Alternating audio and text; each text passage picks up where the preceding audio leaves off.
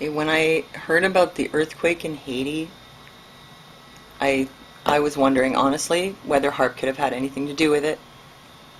I just noticed that we seem to be having a lot of really massive earthquakes in the last few years, like at least one a year, that are accompanied by signs of HAARP activity, like if you remember the rainbow clouds when the Chinese earthquake hit.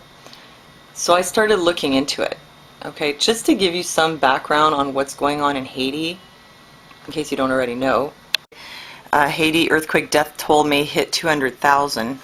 Basically what you'll find from this article is that they've already collected about 50,000 bodies, and they estimate that there may be as many as 200,000 people dead. It sounds like it's complete chaos down there. I was at the grocery store the other day and I was hearing on the radio how slow the relief efforts are in getting to Haiti. And I know that relief efforts are notoriously slow in general, from what I hear. For some reason, there's always some complication and it can't get done right, and more people die and suffer because of that. So I was looking into this, and in this article they're describing how, well, people are looting. If they were white, I'm sure they wouldn't be described as looting. They'd probably be described as trying to survive. But they're saying how people are looting, and there's guns, and the criminals all survived, and the prison is destroyed, and now they're all roaming the streets, and they're piling up bodies to prevent aid from coming in, and they're hijacking trucks. I don't know what's going on other than that it's complete chaos, and it's really, really bad. Now, of course, a lot of organizations are asking for donations, naturally. I just noticed that this one, plan, the symbol looks an awful lot like the Illuminati symbol we see a lot, so I don't trust a lot of these organizations. It's hard to know who do you actually give money to so it gets to the people who need it, or how do you help them without the money just going into the New World Order. But anyway, here they're talking about there being as many as 3 million people injured or homeless.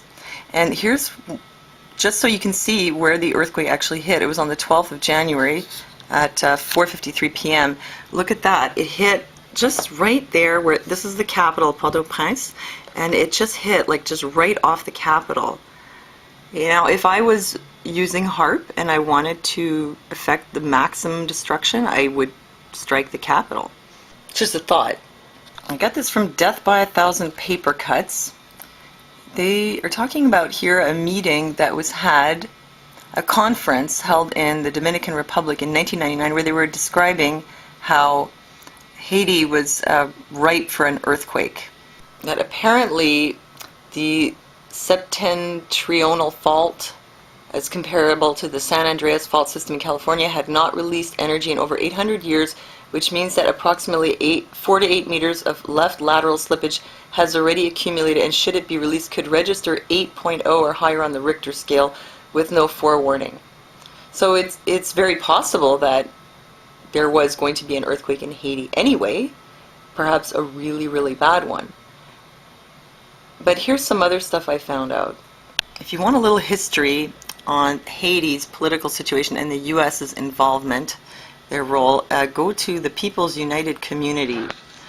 In 2004, the New World Order succeeded in ousting Aristide and getting him out of Haiti, and they imprisoned him. And Aristide was actually very anti-New World Order, and he had published a book called The Eyes of the Heart, Seeking a Path for the Poor in the Age of Globalization, and he was speaking out against the World Bank and the IMF and creating problems for Haiti and the economy.